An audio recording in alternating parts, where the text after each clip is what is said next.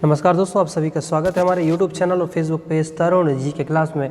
यदि आप हमारा वीडियो पहली बार देख रहे हैं तो सबसे पहले आप हमारे चैनल को सब्सक्राइब और पेज को फॉलो कर लें, क्योंकि आपको यहाँ पर मिलेगा लेटेस्ट बिल्कुल फ्री क्लासेस। तो जल्दी से फॉलो करें, वीडियो को लाइक शेयर जरूर करें और हमारे चैनल को सब्सक्राइब कर लें। अभी बातें बीच में करेंगे, फिलहाल स्टार्ट करते हैं हमारा ये प्यारा सा सेशन। तो भारत में जो मैनग्रोव वन का सर्वाधिक विस्तार किस राज्य में है? देखो, भारत में जो मैनग्रोव वन है उनका विस्तार क्या है? वेस्ट बंगाल में। कहाँ पर है सबसे ज़्यादा? पश्चिम बंगाल में है। तो आपने देखा होगा हमारे यहाँ पर गंगा नदी पर सुंदरवन डेल्टा है, आपने सुना होगा सुंदरवन डेल्टा, सबसे बड़ा डेल्टा है ये। कौन सा डेल्टा है? सुंदरवन डेल्टा है। ये गंगा नदी पर पड़ता है, गंगा नदी पर, वेस्ट बंगाल। अच्छा, इसका विस्तार बांग्लादेश तक भी है। इन्हीं के ऊपर पाए जाते हैं कौन से वन? मैनग्रोव वन पाए जाते हैं। तो ये क्वेश्चन बहुत बार आता है, तो आपको इतना याद रखना है, सुंदरवन डेल्टा है पश्चिम बंगाल में, गंगा नदी पर, उनके ऊपर ही कौन सा का पाया जाता है? मैनग्रोव वन पाए जाते हैं। भारत के किस राज्य में मानसून का आगमन सबसे पहले होता है? तो सबको पता है भारत में सबसे पहले जो मानसून आता है वो केरल में ही आता है। केरल होते हुए पूरे देश में फैल जाता है, ठीक है, ये सबको ही पता ही होगा, कॉमन सी बात है। लेकिन क्वेश्चन ये भी बहुत बार बनता है, ये तो ठीक है मानसून की बात है, तो जून के महीने में लगभग केरल में आ जाता है। अच्छा, लौटता हुआ मानसून की बात करें, हम किसकी बात करें? जो लौटता हुआ मानसून कहाँ वर्षा कराता है? तो जो लौटता हुआ मानसून है ना, वो कई बार आपको ऑप्शन मिलेगा तमिलनाडु और कई बार आपको मिलेगा ऑप्शन क्या? कर्नाटका। यहाँ पर बारिश कराता है लौटता हुआ मानसून। भारत में सबसे कम वर्षा कहाँ होती है? लेह में सबसे कम वर्षा होती है। सबसे ज़्यादा वर्षा तो पता ही होगा मासिन राम, आपको पता होगा, मेघालय में ही है, वहाँ पर ज़्यादा बारिश होती है। तमिलनाडु में शीतकालीन वर्षा किन कारणों से होता है? जो पश्चिमी विक्षोभ है उनके कारण ही तमिलनाडु में क्या होता है? शीतकालीन वर्षा होती है। स्वेज नहर का निर्माण कब प्रारंभ हुआ था? ये मोस्ट IMP क्वेश्चन है, एक बार मैं बता चुका हूँ। लाल सागर और भूमध्य सागर को जोड़ता है कौन सी नहर? स्वेज नहर। स्वेज नहर मिस्र में है और नील नदी का उपहार किसको बोला जाता है? मिस्र को ही बोला जाता है। भूमध्य सागर को लाल सागर से जोड़ता है और 1859 से 1869 के बीच क्या हुआ था? इसका निर्माण हुआ था। राष्ट्रीयकरण की डेट अलग है, निर्माण की डेट अलग है। संसार की सबसे बड़ी पोतवाहक नहर कौन सी है? स्वेज नहर ही सबसे बड़ी पोतवाहक नहर। अच्छा, अच्छी बात यह है कि भाई यदि किसी बंदे को एशिया में प्रवेश करना है तो वो स्वेज नहर से होते हुए आ सकता है, शॉर्टकट है ये। स्वेज नहर कब तक बनकर तैयार हो गई थी? 1869 को ये बनकर तैयार हो गई थी। स्वेज नहर की लंबाई कितनी है? 168 किलोमीटर किसकी लंबाई है? स्वेज नहर की लंबाई है। स्वेज नहर के दोनों सिरों पर स्थित पत्तन युग्म है। देखो, अपन ने पढ़ा भूमध्य सागर लाल सागर को जोड़ता है, तो ये पोर्ट सैद स्वेज, ये इसके क्या है भैया? पत्तन है, बंदरगाह है ना। समुद्र पृथ्वी की सतह से लगभग कितना प्रतिशत घेरे हुए? तो सबको ही पता है 71% समुद्र पृथ्वी को घेरा हुआ है। किस महाद्वीप को विषमताओं का महाद्वीप कहा जाता है? एशिया महाद्वीप को हम विषमताओं का महाद्वीप कहते हैं। कितना अच्छा क्वेश्चन है कि भाई साहब कौन सा महाद्वीप विषमताओं का महाद्वीप है? कौन सा महाद्वीप अंध महाद्वीप है? तो अंध महाद्वीप तो भैया अफ्रीका है। अफ्रीका इसलिए भी अंध महाद्वीप है क्योंकि वो इकोनॉमिक रूप से बैकवर्ड है और साथ में राजनीतिक अस्थिरता है, शिक्षा का अभाव, बहुत सारे कारण हैं। पर विषमताओं का महाद्वीप हम एशिया को बोला जाता है। एशिया का क्षेत्रफल सबसे ज़्यादा है सभी महाद्वीपों में। ओजोन छिद्र का निर्माण सर्वाधिक कहाँ है? अंटार्कटिका महाद्वीप के जस्ट ऊपर ही ओजोन छिद्र का निर्माण, मतलब सबसे बड़ा जो छेद है अंटार्कटिका महाद्वीप के ऊपर ही है। दोनों ध्रुवों को जोड़ने वाली काल्पनिक रेखा को भूमध्य रेखा पर समकोण पर काटती है, कहलाती है देशांतर रेखा। देखो, ये पृथ्वी है, कुछ इस तरीके की है, ये कहलाती है हमारी अक्षांश रेखा है, 0 डिग्री अक्षांश रेखा। और ये जो रेखा है ये दोनों ध्रुव को आपस में जोड़ रही है, इसको बोलते हैं हम कौन सी रेखा? देशांतर रेखा। एक दिन हम बहुत अच्छे से आपको जियोग्राफी डिटेल्स में पढ़ाएंगे और हम पढ़ाएंगे आपको अक्षांश देशांतर रेखा क्या, पर थोड़ा सा हम इसको आपको समझा देते हैं। ये देशांतर रेखा ऐसे ध्रुवों से निकलती है, ठीक है। तो देशांतर रेखाओं की कुल टोटल संख्या होती है 360। कितनी होती है भैया? 360, मतलब पूरी पृथ्वी 360 देशांतर में डिवाइड। अक्षांश रेखाएं जो ना ऐसी बनी हुई हैं, इनकी संख्या होती है 180 और इस वाली को और मिला लिया जाता है एक, मतलब टोटल कितनी हो जाती है 181 अक्षांश रेखा। देशांतर रेखाएं समय बताती हैं, अक्षांश रेखाएं दूरियां बताती हैं, इतना आपको याद रखना है। तो बहुत सारे क्वेश्चन हैं, हम एक दिन अच्छा वीडियो आपके लिए बनाएंगे और उसको समझाएंगे कैसे काम करती है ये देशांतर अक्षांश रेखा। वह कौन सा महाद्वीप है जहाँ एक भी ज्वालामुखी नहीं है? अपन ने कई बार रिवाइज किया, ऑस्ट्रेलिया महाद्वीप में एक भी ज्वालामुखी नहीं है। डाइक क्या है? ज्वालामुखी निर्मित आंतरिक स्थलाकृतियों को हम क्या बोलते हैं? डाइक बोलते हैं। क्या बोलते हैं? डाइक। एंडीज पर्वतमाला का उदाहरण क्या है? एक कुल मिला के एंडीज पर्वत एक वलित पर्वत का एग्जाम्पल है। किसका एग्जाम्पल है? वलित पर्वत। संसार का सबसे नवीन वलित पर्वत है हिमालय। क्या नाम भैया? हिमालय संसार का सबसे नवीन वलित पर्वत है। सबसे तीव्र गति से अपनी परिक्रमा पूरी करने वाला ग्रह है बुध। बुध मात्र 88 दिन में ही सूर्य की परिक्रमा कर लेता है। ठीक है। भारत के उत्तर से दक्षिण तक विस्तार कितना है? कुल मिलाकर ये जो भारत की उत्तर से दक्षिण तक है ना, वो 3214 3214 किलोमीटर उत्तर से दक्षिण। मैंने उत्तर से दक्षिण बोलना था और मैं कहाँ से क्या कर दिया। उत्तर से दक्षिण तक की बात हो रही, ना कि पूर्व से पश्चिम। ये वाली कितनी है भैया? 3214 है ना। ये वाली कितनी है? 3214। ये उत्तर है और ये क्या? दक्षिण। ये पूर्व से पश्चिम की 29-33 है।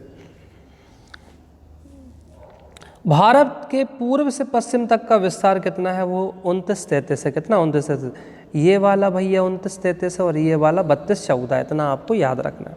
ऐसे 32,87,263 32,87,263 वर्ग किलोमीटर भारत का क्षेत्रफल है, जो दुनिया में 7वें नंबर पर हम आते हैं क्षेत्रफल के मामले में। पश्चिमी घाट पर पाई जाने वाली वनस्पति का प्रकार कैसा है? सदाहरित। देखो, जो हमारा केरल वाला एरिया है ना, ये वाला, ये कहलाता कौन सा घाट? पश्चिमी घाट। और ये वाला कहलाता है पूर्वी घाट। इतना आपको याद रखना है। कौन सा राज्य शहतूत रेशम उत्पादित करता है? कर्नाटक का राज्य शहतूत रेशम क्या करता है? उत्पादित करता है। कौन सा राज्य? कर्नाटका। अभी मैं एक वीडियो लेके आऊँगा जिसमें भारत में प्रथम कौन कौन है, वो अच्छा वीडियो बना, इसके जस्ट बाद एक वीडियो अपलोड होगा भारत में प्रथम नाम से, उसको ही देखेंगे। लीसा प्राप्त होता है चीड़ के वृक्ष से। लीसा प्राप्त होता है किसके वृक्ष से? चीड़ के वृक्ष से, लीसा। भारत में चंदन की लकड़ी के लिए प्रसिद्ध राज्य है कर्नाटका। आपको पता ही होगा, कर्नाटक में ज़्यादा लकड़ी होती है चंदन की। लाल चंदन के लिए तो फेमस है ये कर्नाटक। अब जरा कमेंट करके बताइए वो कौन सी मूवी है जिसमें वो लाल चंदन वाली तस्करी के ऊपर वो मूवी है। झुकेगा नहीं साला, बताना कौन सी मूवी है। ठीक है, कमेंट करके बताएं, पता चल जाएगा इसी से कहानी कि कम से कम कहाँ लाल चंदन ज़्यादा होता है। कर्नाटक सुपारी में भी आगे बता दूँ, सुपारी भी सर्वाधिक कहाँ होती है? कर्नाटक। और कॉफ़ी भी भारत में सर्वाधिक कहाँ होती है? कर्नाटक भी होती है। तेंदू पत्ते का मुख्य उत्पादक राज्य कौन सा? मध्य प्रदेश। मध्य प्रदेश तेंदू पत्ता का उत्पादक राज्य, इसलिए यहाँ पर बीड़ी उद्योग बड़ा फेमस है। यहाँ पर बीड़ी उद्योग क्या है? बहुत फेमस है, क्योंकि तेंदू है ना सर्वाधिक कहाँ पर होता है? मध्य प्रदेश में होता है। यदि आपने तेंदू फल खाया होगा तो आपको पता होगा तेंदू के पत्ते से ही बीड़ी बनती है। मैनग्रोव किसे कहा जाता है? मैनग्रोव लवण कच्छ का एक प्राकृतिक वन। कुल मिलाकर अभी मैंने थोड़ी देर पहले बताया सुंदरवन डेल्टा के ऊपर ही क्या है, कौन से वृक्ष है? मैनग्रोव। तो मैनग्रोव वही है जो लवण कच्छ का एक प्राकृतिक वन है। भारत में वन महोत्सव कब मनाया जाता है? ये भी मोस्ट आईएमपी क्वेश्चन है। जुलाई के हम प्रथम सप्ताह में वन महोत्सव मनाते हैं। क्या मनाते हैं? वन महोत्सव। अच्छा, एक और क्वेश्चन मध्य प्रदेश से बोलता है, मध्य प्रदेश में मोगली लैंड कहाँ पर है? मोगली लैंड, आप ये इसका आंसर भी आप कमेंट में करके बताइए। मध्य प्रदेश में मोगली लैंड, आपने सुना होगा मोगली लैंड, किस राष्ट्रीय उद्यान में है? संयुक्त राष्ट्र संघ द्वारा वर्ष 2011 को घोषित किया गया है। वर्ष 2011 को हम अंतर्राष्ट्रीय वन वर्ष बोलते हैं। अंतर्राष्ट्रीय क्या बोलते हैं? वन वर्ष बोलते हैं 2011। 2011 को याद कर लो, अंतर्राष्ट्रीय वन वर्ष। भारतीय वनस्पति सर्वेक्षण बॉटनिकल सर्वे ऑफ इंडिया का हेडक्वार्टर कहाँ? ये क्वेश्चन कई बार रिपीटेड क्वेश्चन है। कोलकाता में ही है बॉटनिकल सर्वे ऑफ इंडिया। भारतीय वनस्पति सर्वेक्षण। फॉरेस्ट रिसर्च इंस्टीट्यूट कहाँ पर है? तो देहरादून के उत्तराखंड में ही है फॉरेस्ट रिसर्च इंस्टीट्यूट, मतलब भारतीय वन अनुसंधान केंद्र। चिपको आंदोलन का संबंध कहाँ से? वनों को काटने को रोकने से ही कौन सा आंदोलन है? चिपको आंदोलन। आपने बहुगुणा का नाम सुना होगा, उत्तराखंड के लिए ये जाने जाते हैं। तो जो वृक्ष काटे जाते थे लोग उनसे चिपक जाते थे, जिससे वृक्ष ना काटे, तो बहुगुणा का नाम याद होगा। चिपको आंदोलन किसने चलाया था? सुंदरलाल बहुगुणा ने चलाया था। राष्ट्रीय पर्यावरण शोध संस्थान कहाँ है? नागपुर में है राष्ट्रीय पर्यावरण शोध संस्थान। राष्ट्रीय पर्यावरण शोध संस्थान नागपुर। नागपुर को ऑरेंज सिटी बोलते हैं क्योंकि यहाँ पर संतरे बहुत होते हैं। Indian institute of forest management कब स्थापना हुई? तो 1981 में भोपाल में। देखो, Indian institute of forest management ये देश में प्रथम कहाँ पर है? भोपाल में ही। कई बार क्वेश्चन रिपीट।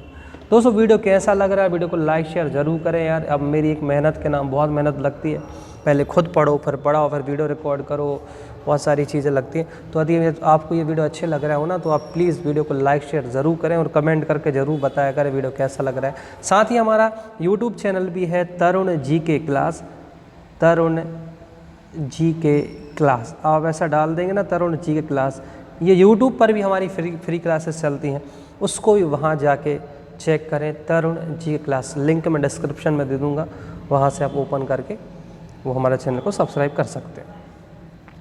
भारत में चंदन की लकड़ी के वन सर्वाधिक कहाँ है? नीलगिरी की पहाड़ियाँ। नीलगिरी की पहाड़ियाँ तमिलनाडु में है, तो भारत में चंदन की लकड़ी के वन सर्वाधिक वहीं पर पाए जाते हैं। ठीक है।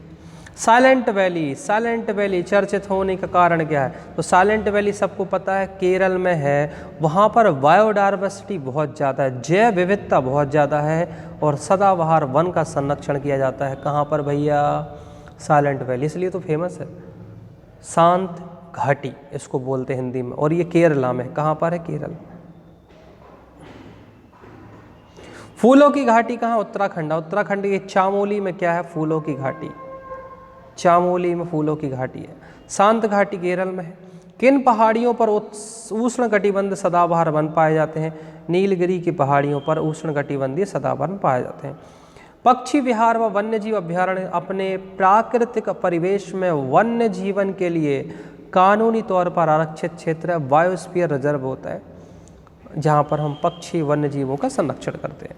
वह राज्य जहाँ सुल्तानपुर पक्षी विहार है हरियाणा। हरियाणा से याद करो, सुल्तानपुर पक्षी विहार कहाँ पर है? हरियाणा। दुधवा उत्तर प्रदेश कई बार आता है। अच्छा, उत्तर प्रदेश मिल्क प्रोडक्शन में भी आगे है ना, तो ऐसे दुधवा याद कर लो। और भारत में सर्वाधिक मिल्क का प्रोडक्शन कहाँ होता है? वो उत्तराखंड में, उत्तर प्रदेश में होता है, तो ऐसे भी याद कर सकते हो।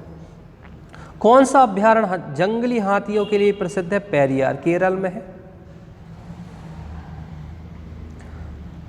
सरसिका पक्षी विहार कहाँ पर है? राजस्थान। कहाँ पर? राजस्थान में सरसिका। विश्व का एकमात्र प्लावी राष्ट्रीय पार्क, देखो प्लावी राष्ट्रीय पार्क मणिपुर में। आपने सुना होगा केबुल लामजाओ, केबुल लामजाओ, ये विश्व का एकमात्र तैरता हुआ राष्ट्रीय उद्यान। इसका नाम क्या है? केबुल लामजाओ, जो मणिपुर में है। कहाँ पर है भैया? मणिपुर में। तैरता हुआ राष्ट्रीय उद्यान, इसलिए प्लावी राष्ट्रीय पार्क लिखा है। काजीरंगा किसके लिए जाना जाता है? गैंडे के लिए, असम में है। डचीग्राम वन्यजीव कहाँ पर है? जम्मू कश्मीर में डचीग्राम। नल सरोवर पक्षी विहार कहाँ है? गुजरात। देखो, एक तो गिर है और दूसरा नल सरोवर, ये दोनों ही क्या है? गुजरात में। तो ऐसे याद करो, नल पर आप गिर गए, नल पर आप क्या हो गए? गिर गए। कहाँ पर थे आप? गुजरात में थे, और नल पर गिर गए, तो नल सरोवर और गिर राष्ट्रीय उद्यान दोनों याद हो जाएंगे। पेरियार गेम अभ्यारण्य कहाँ पर है? जंगली हाथियों के लिए है। और काजीरंगा राष्ट्रीय उद्यान कहाँ पर है? असम में। एक सींग वाला गैंडा मिलता है असम में। असम में मानस भी है, काजीरंगा भी है, बहुत सारे हैं। तो दोस्तों, यदि आपको अच्छा लगे वीडियो तो तरुण जी क्लास चैनल को सब्सक्राइब करें। चैनल मेरा ही सब्सक्राइब करें, ऐसे नाम से बहुत सारे मिलेंगे, लेकिन आपको हमारा चैनल ही मेरी पिक देख के सब्सक्राइब करें। और इंस्टाग्राम पर भी तरुण जी के क्लास सर्च करें, मैं आपको मिल जाऊंगा इंस्टाग्राम पे। यदि आप डायरेक्ट मुझसे बात करना चाहते तो आप इंस्टाग्राम के थ्रू कर सकते हैं, डायरेक्ट मुझे मैसेज करके। तो मिलते हैं हम नेक्स्ट वीडियो में, जब तक के लिए जय हिंद, जय भारत, जय महाकाल। वीडियो अच्छा लगे तो वीडियो को लाइक शेयर जरूर करें और हमारे पेज को फॉलो कर लें।